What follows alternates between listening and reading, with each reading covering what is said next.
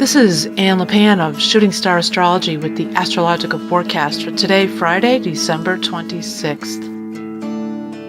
Both Mercury and Mars will be passing by stars today, which will guide our day in unusual ways. Mercury will start the day by passing by a star that'll give us fanciful ideas that inspire our day. Mercury's also in hard aspect to Saturn, which will cause people to demand perfection today. It's not going to be a day that flows smoothly unless we can overlook people's flaws, their personalities, their work, and their human nature.